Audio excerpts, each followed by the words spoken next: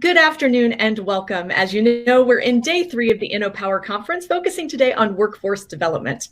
My name is Molly Martin, and I'm with New America, a nonprofit, nonpartisan think tank based in DC, but I make Central Indiana home. And it's my pleasure today to join these outstanding local leaders to talk about creating a more inclusive ecosystem for workforce in Marion County. So today we'll be joined by Reverend Rodney Francis, the Chief Programs Officer at EmployIndy, Jay Stiles, the Senior Director of Business Partnerships at EmployIndy, Matt Impink, another EmployIndy rock star, Vice President in charge of Postsecondary, and also of the initiative Indy Achieves, and certainly last but not least, Greg Kiesling, the President and co-founder of Recycle Force, an important organization for re-entry here in Marion County. So to tee up today's conversation, we talk a lot about workforce, workers, worker power. Certainly in the COVID-19 era, we need to think hard about how workers use their time, how they're kept safe, but also how they're kept mobile. And we'll take some time today to hear from our panelists about the ways different workers, all the way from our youngest workers in their teens to workers who are already in the workforce, who are already adults, moving through that system. How do they get the skills and education that they need and want? How are they mobile? How do they earn enough to support a family and support themselves? But in keeping with InnoPower's theme, also, how do Black and brown workers navigate this system, a system that has uniquely affected them and isn't always built to make sure that Black and brown workers come out on top? So we're going to have a pretty candid conversation today, looking at both the realities of the current workforce system and the aspiration, where we want to go for each other and for Black and brown workers. So I'm going to kick right off and jump in. And Rodney, I'm going to come to you first. So Rodney, while I introduce you and have you tell us a little bit more about EmployIndy and yourself, I'm going to ask our friends at InnoPower to bring up an important graphic that tells us a little bit about the workforce ecosystem. So Rodney, tell me a little bit about EmployIndy and how you help workers navigate this system, what kind of ecosystem they're looking at, and while you're talking, help us understand how these opportunities are and aren't challenging or open for Black and brown workers. Rodney, take it away. Thank you, Molly, and I'm honored to join this panel with my colleagues from EmployIndy, as well as Greg Kiesling, who we work with, and yourself, being a thought leader in this space. So that's a loaded question. That's a lot there, but I'll just share with you about who we are. EmployIndy is the Workforce Development Board or Workforce Investment Board for the region of Marion County. We are actually considered the 12th region. There are 12 regions across the state, and we are Region 12. We are responsible to the chief administrator of our region, which is the mayor's office. And we work alongside the mayor to try to guide the workforce strategies for our region. We are a nonprofit. And our board consists of industry captains and influencers in the workforce. Our mission is to support small and medium-sized businesses in meeting their talent demand, as well as working with our residents who are looking for employment and training in order to connect to the demands that are in our region. Our strategies run across, prevention from our K-12 space in connecting young adults with job opportunities while they're still in school, post-secondary as well while they're in college, and getting them connected to career tracks. We're looking at upskilling adults who are already in the workforce. We're looking at re-engaging those who are disconnected from the workforce. We have all of those strategies going on, and we have this ecosystem that we have been busy developing over the last 4 years, where if you see it on the screen, where we have been busy trying to map out all of the connective tissues that EmployIndy touches as a part of this ecosystem. We're really trying to demystify it because there's so many ways in which our residents and our young people and students can connect to the workforce board.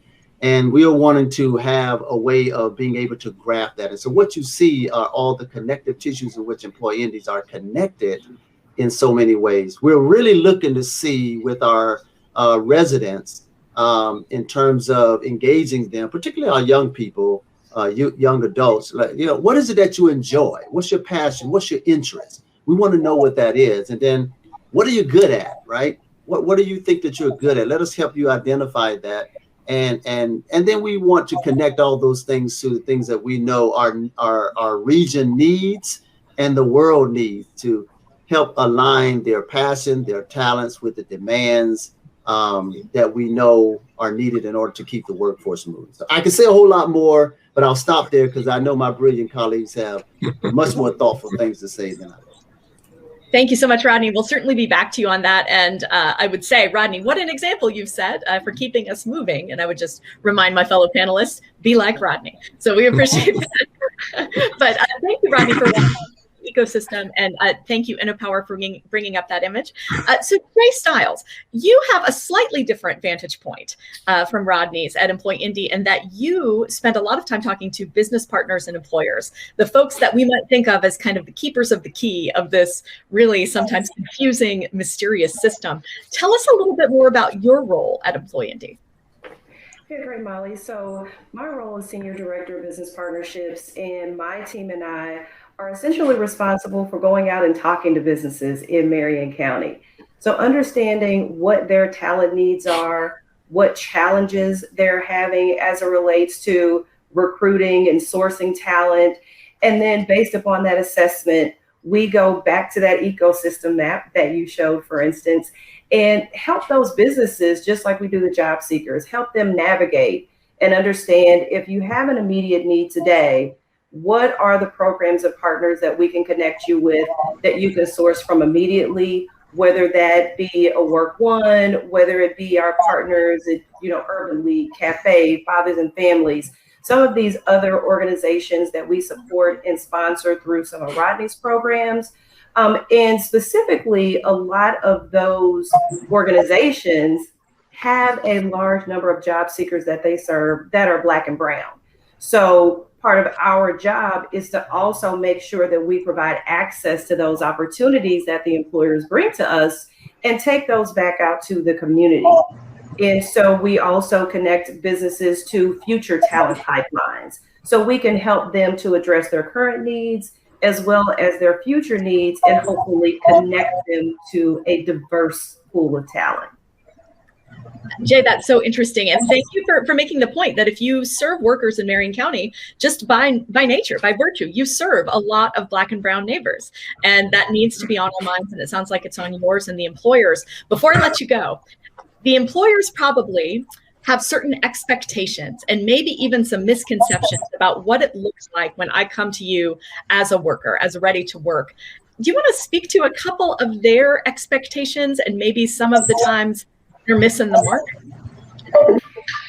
I think that first and foremost, we often have some employers that come to us that have misconceptions about the quality, the level, caliber of talent that they may receive from some of the partners, that we work with. So we work to, first of all, demystify some of that and help them understand that these individuals that you're working with are ready to go to work, and talk about and reinforce some of the qualities, some of the characteristics, some of the things that they bring to the table that the employer may not understand.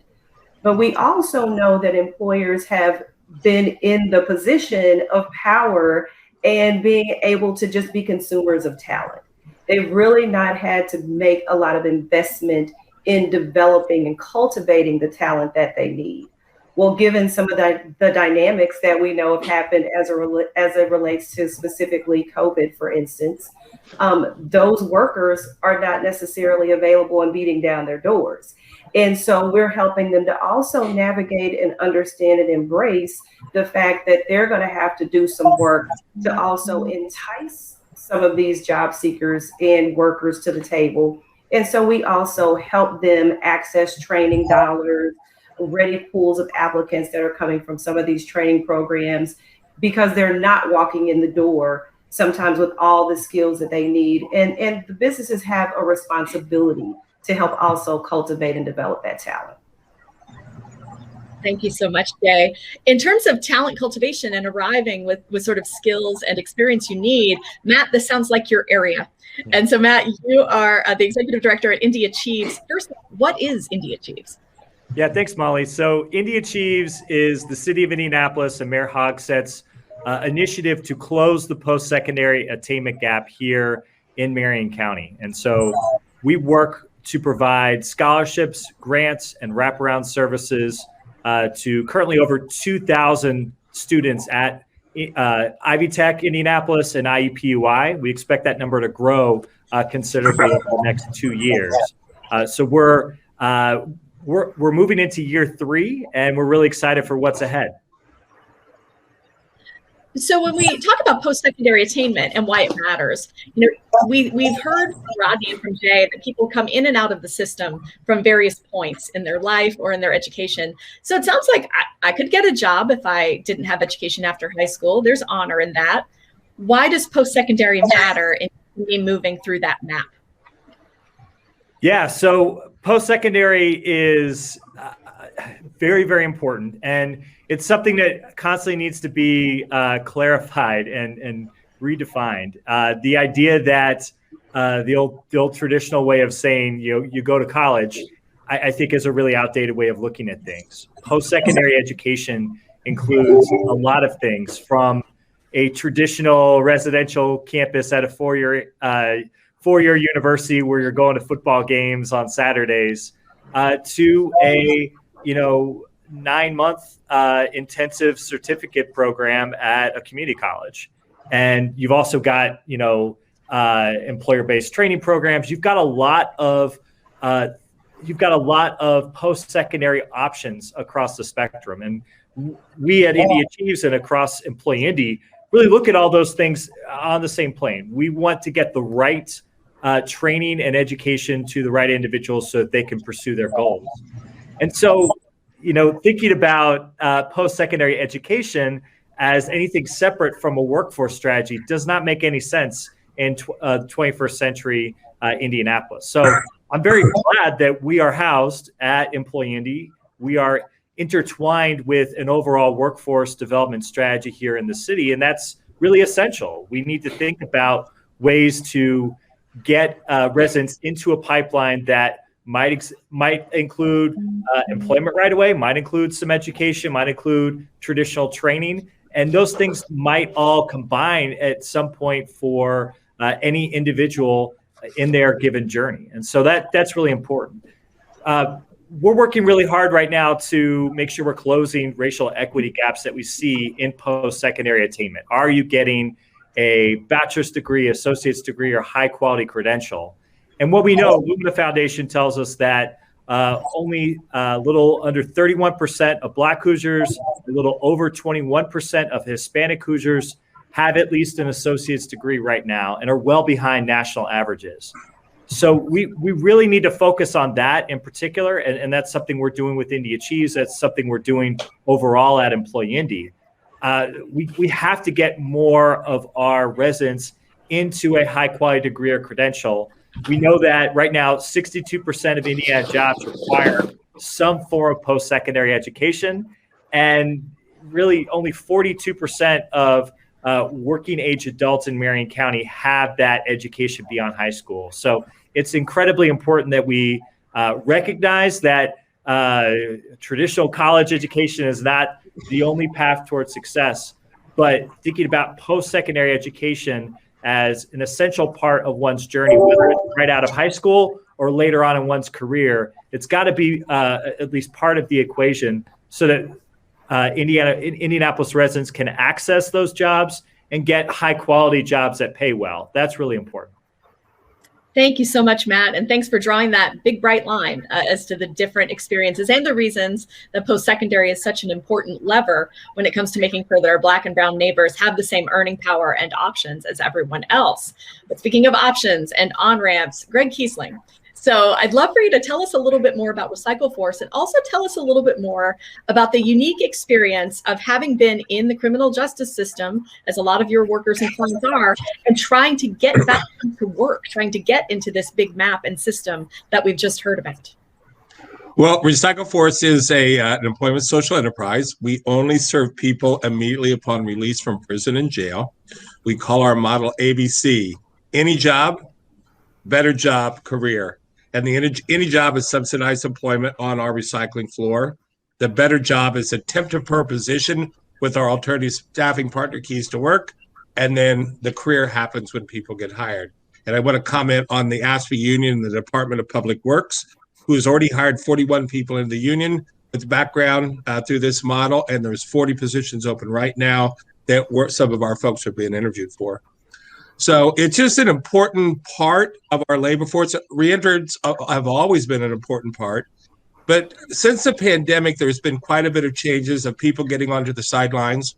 And I think an important fact for employers to really understand, of the people looking for work today in Marion County, almost half are under active criminal justice oversight, meaning they've been released from prison and jail in the last 3 to 6 months, and they may be wearing an ankle bracelet or have day reporting or have drug testing that they have to do. So it makes it very difficult to work a normal job and still adhere to these things.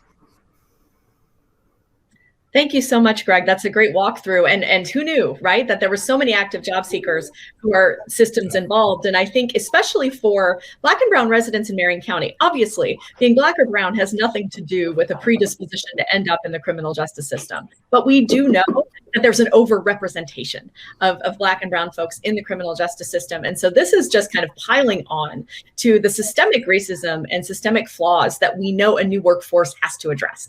So what I've heard all of you say is there are some realities here we've got to grapple with. The same thing we were doing 10 years ago is not working, and it's not going to work as our demography changes, as the things we need to do these job changes. And so I'm going to ask a brass tacks question. Look at all the people on screen. We have amazing programs here, and we have amazing advocates, but I know there are a lot of people out of work, and I know there are a lot of people who aren't finding these opportunities. So Rodney, I'm going to come to you first. Why do you think some Black and Brown residents in Marion County aren't able to take advantage of all of these amazing programs we have?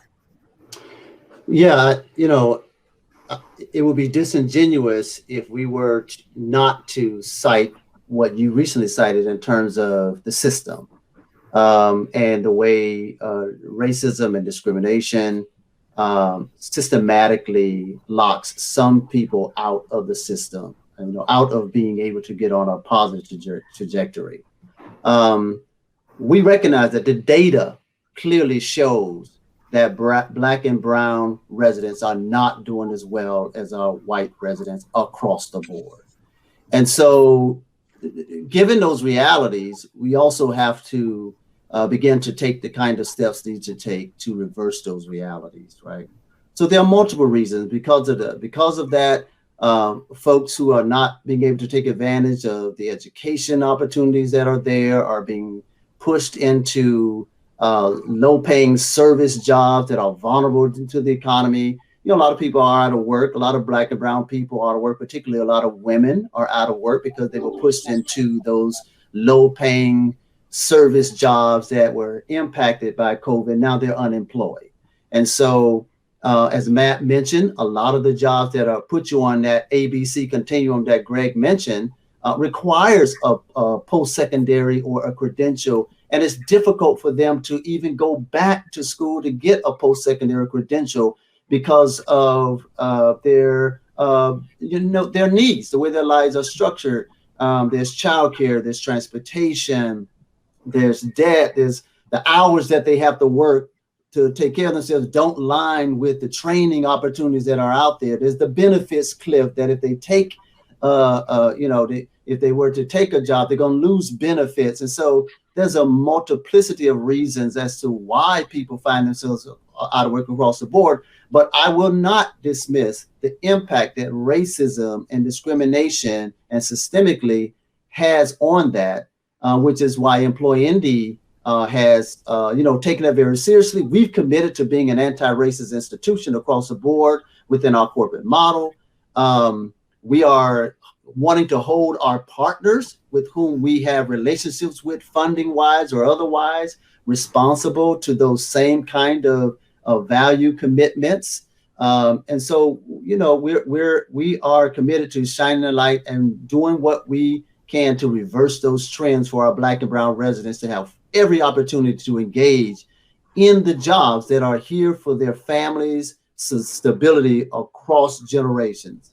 So, Thank you, Rodney. And thanks for the point about multi-generational mobility here, right? If I don't have a good job, it's going to be harder for my child to get a good job. She needs to see some things, know some people, or my purchasing power, my multi-generational wealth, whether or not I own a home. These things stack up over time and make it hard, to repair that contract. Well, speaking of all of this, Jay, a lot of this has to do with how people can navigate a system using the networks and people they have. So I'm going to bring the same question to you. Why do you think more Black and brown residents aren't able to take care of these programs, and add that wrinkle about kind of capital and networks? Yeah, I really think that the lack of social capital is another barrier that Black and brown people face. And I was excited to see that I think there's another panel today that specifically addresses the issue of social capital and the importance of networking. And I have a real life conversation, for instance, I had with a Caucasian friend of mine who we were talking about this, and he said, well, I had to start from the bottom and I had to work my way up. And my first job, I worked in the back stock room of my uncle's store. But it didn't dawn on him that social capital that you had an uncle who had a store that could give you an opportunity in which to work, even if you started on the stockroom floor, is different than somebody else who may be Black and brown, who's a first generation person trying to go to college or get a better job. They don't have an equitable platform from which to start. And so I think that lack of social capital and network really hampers a lot of Black and brown people. And that's one of the things that we are trying to address with some of the programs that we're doing with young adults, and trying to get those work experiences and exposure for these young adults, from 8th grade to age 24 through some of our programs, so that they can begin having exposure and experiences with some of these organizations to build that social capital that they'll need to get them access to those jobs, to get them in the door that maybe they didn't even know existed before.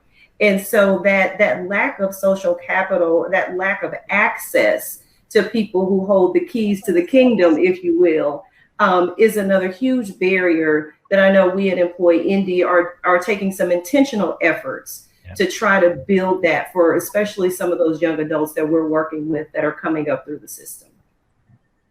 Thank you so much, Jay. That's so important. And hopefully, programs like InnoPowers, right? Linking folks together who have mobility and influence, who are business owners. We have so many stories of Black excellence in Indianapolis. That is the legacy. Black excellence, Black entrepreneurship, a thriving Black middle class. So I know we can do it, right? That's a great point. So Matt, I'd love to hear your answer. And I hope that you're going to talk a little bit also about how we even know whether people are succeeding in these systems. So tell me a little bit more about why you think folks might not be participating, and how we would even be able to talk about or demonstrate it. Yeah, thanks, Molly. So, I always think about the lack of utilization of data in our ecosystem. And like Jay said, those that are often most in need of help and support are the least likely to take advantage of it, or least likely to know about it, probably more accurately. And I think we have to take a different approach to this as a workforce ecosystem. Oftentimes we really put the onus on the individuals to navigate a really, really complex system. That map you put up there at the top of the conversation, that's a lot of programs. That's a lot of different vectors going in different directions. I've been doing this for 12 years. I'm a workforce professional, and I get overwhelmed and confused by that. I think we ought to do a lot more to, behind the scenes, find ways to offer opportunities to individuals, as opposed to building it and hoping that they come. So, for instance, with Indy Achieves, we work really closely with the financial aid office at both Ivy Tech and IUPUI. We basically find all of the students behind the scenes that qualify for an Indy Achieves Promise Scholarship, that qualify for an Indy Achieves completion grant, and we simply send them an email and offer it to them. It's not an instance where they have to find the program, they have to write an essay and jump through a bunch of hoops.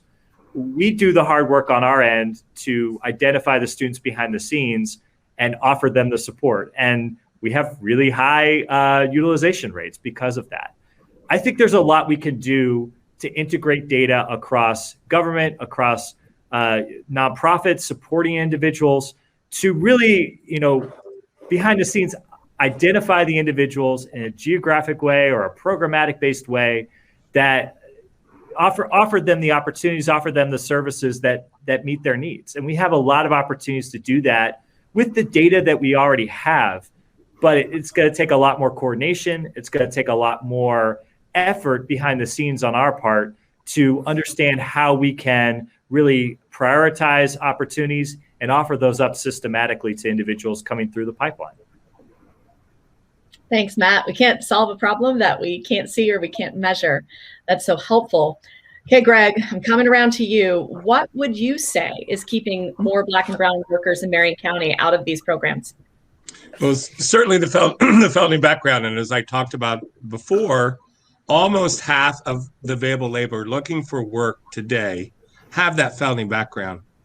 And, our long history of racial disparity causes us to look at Black and brown people in a different way. In my beautiful Black and brown family that many of you know, every single family has either been arrested or had a gun pulled on them by a criminal justice, a police officer or a sheriff. And fortunately, nobody's gotten arrested and has that felony background, but how easily that occurs. And so I want to remind employers who are afraid when they see the background that that's not the true story. Even people that have legitimately made mistakes or people that have been wrongly arrested, which happens often, deserve this second chance to come back. So I just want to remind the employers out there listening that, you might see I'll say it this way, a person that's Black that gets arrested with a pound of marijuana is treated differently than somebody like me. And when you end up looking back and looking at those type of charges and seeing drug dealing, don't get afraid. There's so much amazing labor and so many amazing people that are coming home from prison and jail. And now we're kind of forced to look at this because of those changes, this labor force. And we're very excited to see in my 25 years, it's the best labor market ever for a person with a felony background. Get a second chance. What a wonderful turnaround, right? What a trend that we want to see, that it's easier to get that second chance. But we have a long way to go. We're not there yet. Long way to go. And you set them up and I'll knock them down, Greg. That gets me to my next question, and it's for you. So I am going to hand you a magic wand. You can make one major policy change or program change that makes our workforce ecosystem really equitable for Black and brown folks. What do you do? Well, the first step that I would do with my magic wand is to change how Oversight allows people to work. Today alone, we have 3 people that were offered jobs in another county, and they've been denied access of going to those jobs. During the 500, we had a young lady that was coming home from prison that worked at the 500. She had permission. She was there, but they decided she was in an area she shouldn't have been. She was violated, and she's going to spend 3 months back at the Indiana Department of Correction. So while the changes in Marion County have been phenomenal, over 7 out of 10 people historically who we send to prison from this county did not commit a new crime. They had a technical rule violation, like working outside of the county or going to a place they're not allowed to go. And so that's the most important thing, that while we made progress, we're now down to 50% of those being these violations. It is still the culture to violate. And if we need this labor force in our community, and people need to work, and that's what I would do, is to make Oversight better coordinated with work. And if there's Oversight officials out there listening, I know you're doing it. You're making it better, but we just have to take further and stronger steps so people can work effectively. And that will reduce crime. Father Greg Boyle from Homeboys famously says, "Nothing stops a bullet like a job." So. Thank you, Greg. And, honestly, I feel like I spend a lot of time nerding out about this sort of thing, and it had not really occurred to me that you could be violated for crossing county lines. So imagine being out, working productively, and crossing to the other side of 96th Street. And they lose traction and we lose a really valuable person. So that's and being violated for working at the Indianapolis 500. That one, that took the cake for me. That's a big one. What a distinctly Indiana story. That's a good point. Jay, so I'm passing the magic wand to you. What's one change you would make that you think would make a huge difference? Well, I would like to see more small and medium-sized businesses really get involved and create effective diversity, equity, inclusion strategies to really recruit more diverse candidates in the workforce. By 2044, it's estimated that underrepresented communities will actually make up the majority of the workforce for this country. But we also know that small to medium-sized businesses employ most of the people that work in the United States. So while we have great initiatives like, the 110 initiative and recently the Indy Racial Equity Pledge and all these other things that all your Fortune 50, Fortune 100 large corporations are participating in, I'd really like to see, and I'm part of a subcommittee that's working on creating some tools and resources to help small to medium-sized businesses who really want to participate to create those strategies and create opportunities in our own backyards where a lot of your Black and brown people live, where there are a lack of job opportunities. So I would love to see some of those small and medium-sized businesses have access to the resources, the tools, the trainings that they need to actually create effective diversity and inclusion policies to actually help put some of their neighbors to work also. I think that would be really ideal.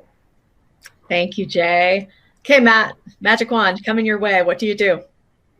Yeah, give me that magic wand. I want that. So I could answer this question a lot of different ways, but the thing I would really like to hone in on is the school counseling system. It is one of the most important yet underappreciated parts of the economic workforce development pipeline in Marion County and everywhere across the country.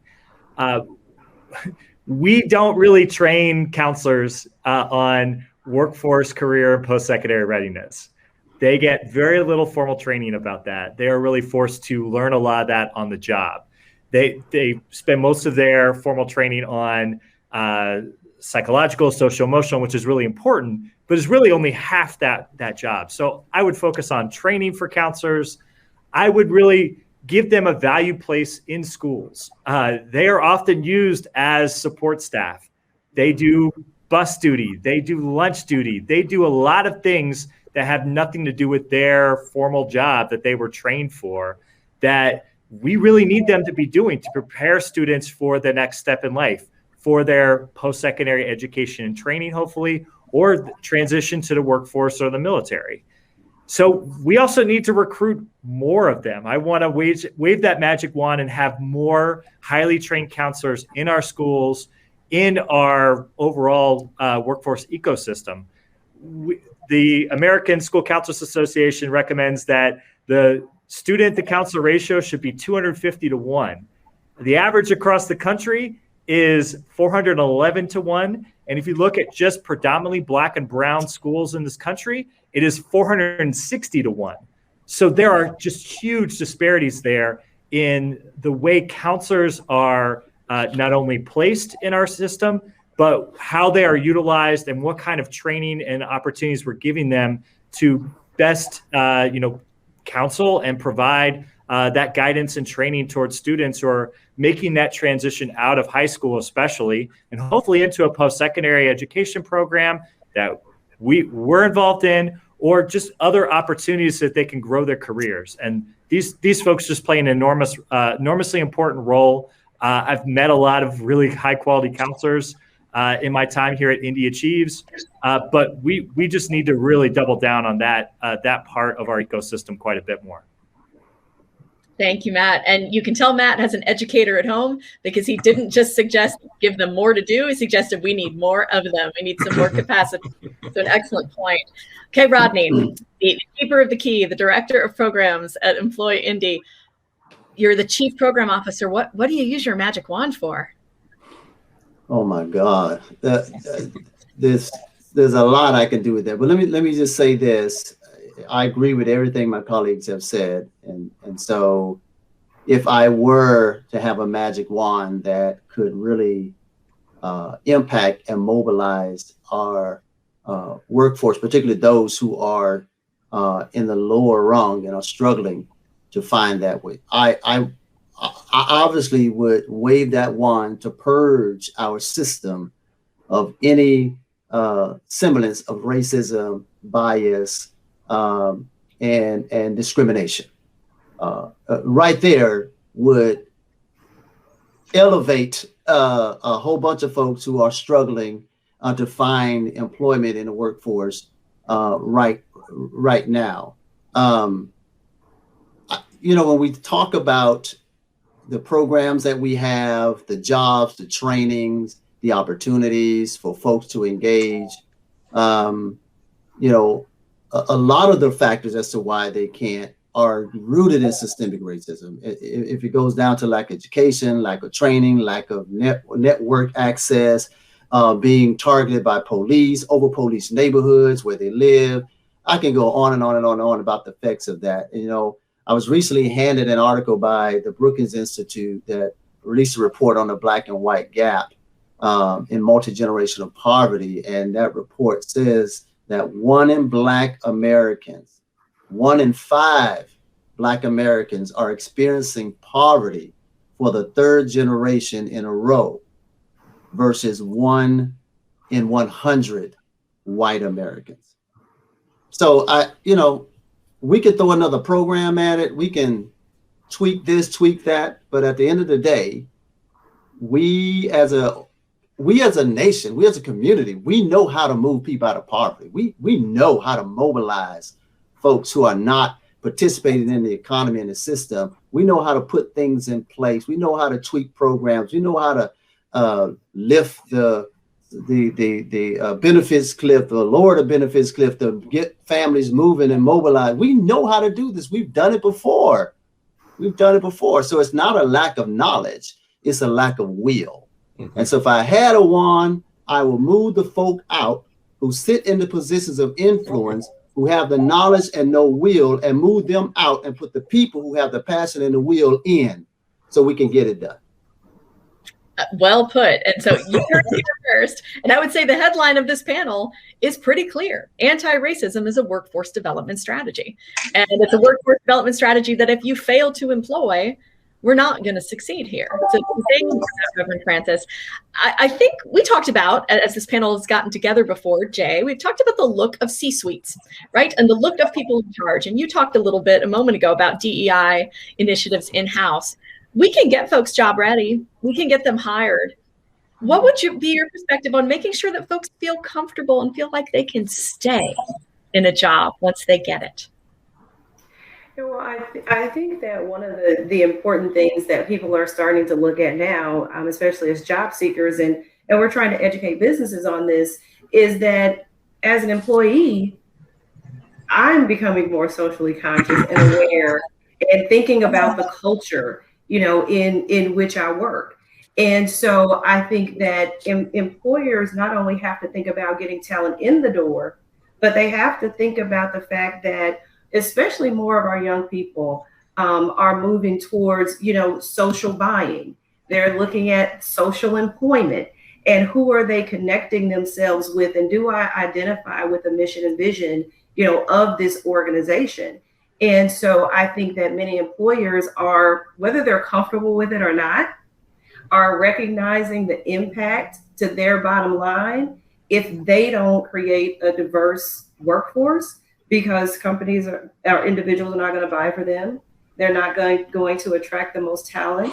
They're not going to keep that talent, and they lose that diversity of thought, as well, that goes into making their companies more competitive.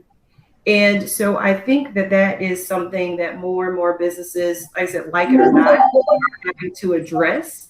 And there are more and more statistics that are coming out to show, even if a business doesn't want to do this for the right reasons, okay? Because we know that everybody is not going to be kumbaya and say, oh, I want to have a more diverse, workforce just because it's the right thing to do. But it also has a bottom line impact. And so there are studies that show that 35% of companies that have a more diverse workforce perform better than their competitors. And so sometimes we have to have that conversation with business about a bottom line, because they're not going to do it just because. But we still need to help them understand the impact of them not creating a diverse workforce. What is the impact to you financially? And so sometimes we have to have that conversation to get the impact that we want. So, and we have to be comfortable doing that. Thank you, Jay. That's so important. Greg, I have to imagine that you sometimes have to have a brass tacks conversation with folks hiring your clients. Like, this is the reality. Give us some insight, give us some tips for business owners who are watching right now. How can they be more open-minded? How can they be more receptive to thinking differently about the needs of the people who come work for them? Thank you, because they're just good labor. They're just good people who are ready to turn their lives around and do more. And kind of following up on Rodney's comment, I had the privilege of testifying before the Education and Labor Committee of Congress yesterday. And it is the one area of bipartisanship that really came forward. And everybody from Christina Spartz from our area to Ilan Omar were on the committee, and we were talking back and forth. So I do think there is this, as Jay said, even if they're not doing it for the right reasons, the labor that we need right now to keep our economy growing is so important and so needed.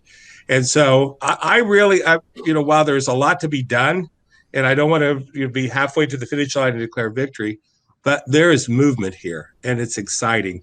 And I just remind everybody out there, workforce development might be the way we all come together and make America strong again. And so we've got the answers here. And it is, being on that committee yesterday, it was very bipartisan. That's a great indicator that we're not raising these issues alone. Thank you, Greg. Matt, when I think about what people will need in order to kind of stay and thrive in a particular job or place of employment, it occurs to me they're not going to stay in that place of employment as long as they once did. Matt and I both came from Lumina Foundation. We know this. The 21st century work and learning experience is very different. So talk to me a little bit about why post-secondary can help folks change jobs, and might be especially important for maybe an older worker, maybe an older Black or brown worker who is trying to figure out, okay, my sector is changing and I need to figure out how to change sectors, or I want to do something different. Just talk to me about the value of post-secondary for kids long after high school, for kids long after they're 18, 19 years old. Yeah, I mean, we talk about the concept of lifelong learning at EmployIndy, and this is a really tough thing to talk about, because it is scary on the surface to say, like, you're going to constantly have to go to school. Like, that's not what I'm saying. But I think that we need to kind of take a different approach in our kind of American lens on this. And we've been spending a lot of time talking to workforce professionals in Switzerland, actually, of all places. And they take a very different approach, where in America, we tend to say, like, going to college is like the better path and the needed path forward. And I think post-secondary education is monumentally important, but I don't necessarily think you need to, at 18 years old, go and get your college degree and never go back again. I don't think that's necessarily the right pathway for everyone to take. In Switzerland, they have what they call a very permeable system, where you can advance on the workforce side and then jump over to the academic side once you kind of need to get an additional credential to continue moving up. And these are parallel tracks that are not seen as inferior or superior, but on the same level. And I think that there are many ways in the American system in Indianapolis that working a job and then going to school for a credential and then stacking that into an associate's degree, and then a few years later going back and getting your bachelor's degree, that in some ways I think better meets the needs of people's personal development. It's also can be a much more economical way of going about it, rather than shelling out money on the front end to get a bachelor's degree when you're 18 years old. So I think there are a lot of ways we need to kind of step back from judging people whether or not they immediately go and get a bachelor's degree or not. And also, we as a system need to provide better pathways for people to navigate that reality that going and getting a bachelor's degree when you're 18 to 22 years old, you may not know exactly what you want to do with that. And taking a moment to work a job, understand what you like and what you don't like, I think has also got to be part of this process. We're working hard to bring internships, other workplace experiences into a post-secondary education for Indy Achieve students. But overall, I think we need to think about working and education as much more blended together and something that can happen at many different points along one's individual career timeline. Thank you, Matt. And I love that you're continuing the tone of the panel, which is very people-centered. This is about choice and agency. This is about not telling people where they should go, but making them understand that there are lots of places they could go. And that hasn't always been a tone afforded to Black and Brown folks in America. But you've also talked about not judging a job as less than, or a pathway as less than. And so, Rodney, I'm coming right at you because you started this panel off in strong form by saying, what do you want to do? Besides somebody wanting to do something, what else makes something a good job? What is a good job?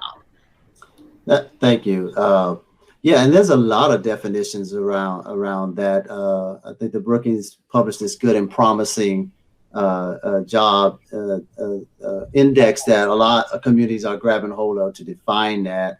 But one of the things we work with young people, because they, obviously are the workforce of the future, right? And Matt talked about the importance of putting, the changing dynamics, the changing paradigm that's going on right now in the education and workforce world, and one not seemingly more inferior than the other. And, we've tried to embody that with our modern apprenticeship program that we've rolled out across high schools to give young people that exposure in K through, while they're in high school, to move right into the workforce.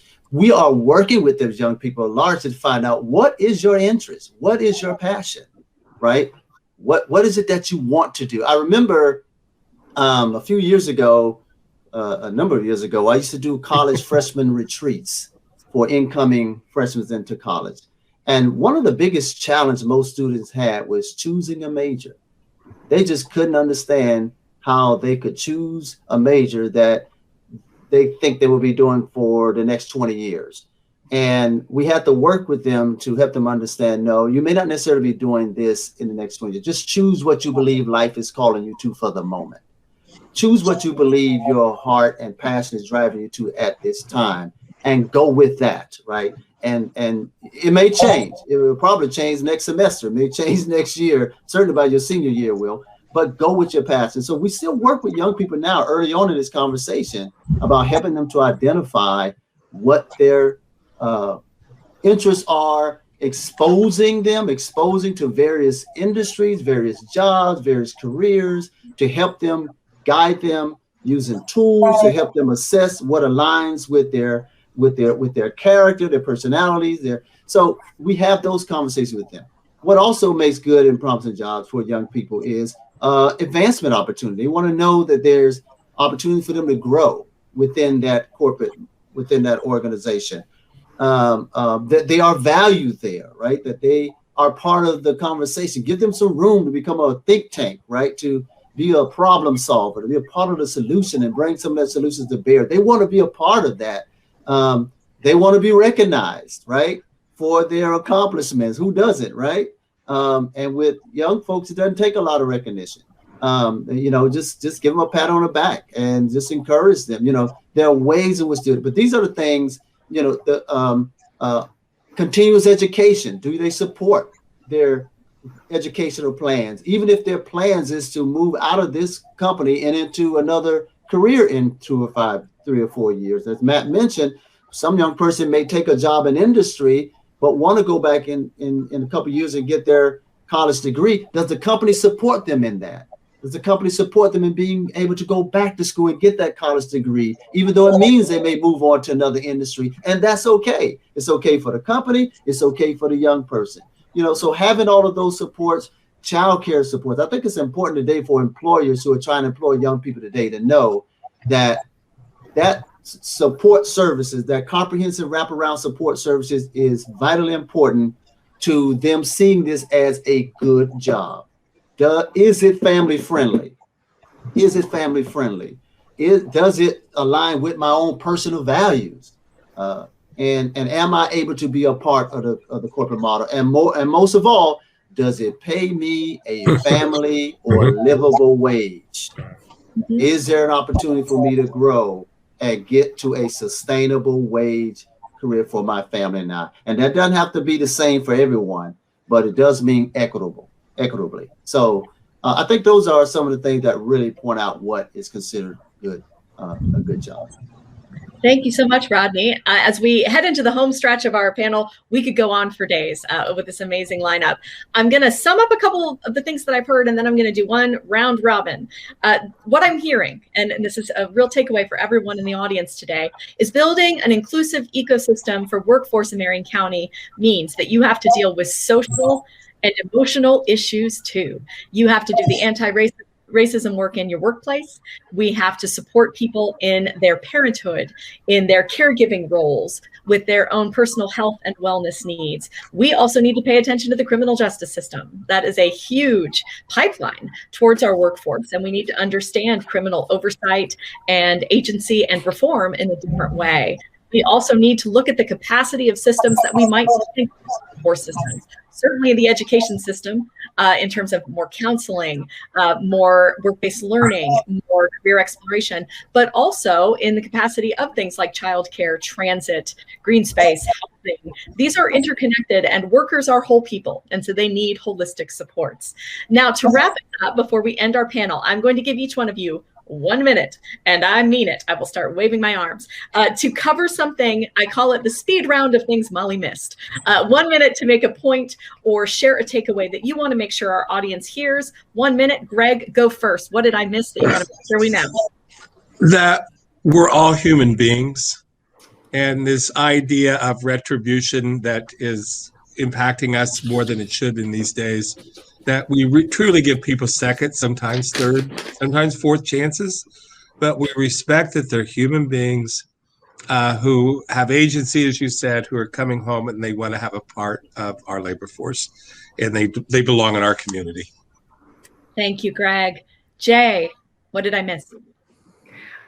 Just that, like I said, we just need businesses to be equitable when it comes to the opportunities that they have available, and making sure that those opportunities are open and available to all people, and consider doing things like embracing skills-based models in their recruiting and hiring practices that really remove some of the implicit biases that may be built into their hiring models that they're not even aware of, but just really focusing on how do we create equal footing for everybody. Thank you, Jay. Matt, what did I miss? Thanks, Molly. So building off the idea of employers play an enormous role in the continuing education of their workers. Surveys show that workers trust their employers more than almost anyone else in terms of guiding them on their next steps for continuing education, because they want to, as Rodney said, tie that to advancement in their career. So business owners, employers out there, keep that in mind. That's very important. Secondly, I'll squeeze it in real quick. 21st Century Scholars is really the first inflection point for middle school students on their path towards post-secondary success. If you are a 7th or 8th grader, sign up for 21st Century Scholars in the state of Indiana. If you have a rising 9th grader who just finished 8th grade, they have until the end of the month, June 30th, to sign up for 21st Century Scholars. You can go to indiachieves.org/21CS and we'll get you signed up. Thanks. Thank you, Matt. Rodney, 1 minute. What did I miss? Well, I will first say, just to support Matt in that, I'm hoping that one day we'll get to our system where that 7th and 8th grader wouldn't have to sign up. They will automatically be opted in and have to opt out if they want. But 1 minute, I will simply say from a programmatic supply side, one thing that I would definitely remind all of us and our employers to be mindful of, the need for trauma support and mental health services. when we're talking about our workforce. We have to tend to those things as well.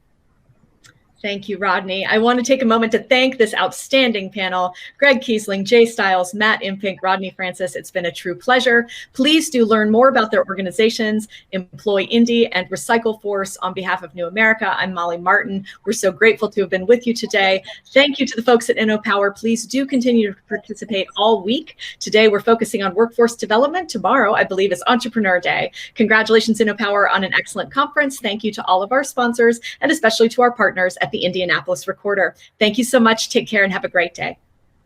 Thanks, everyone. Bye.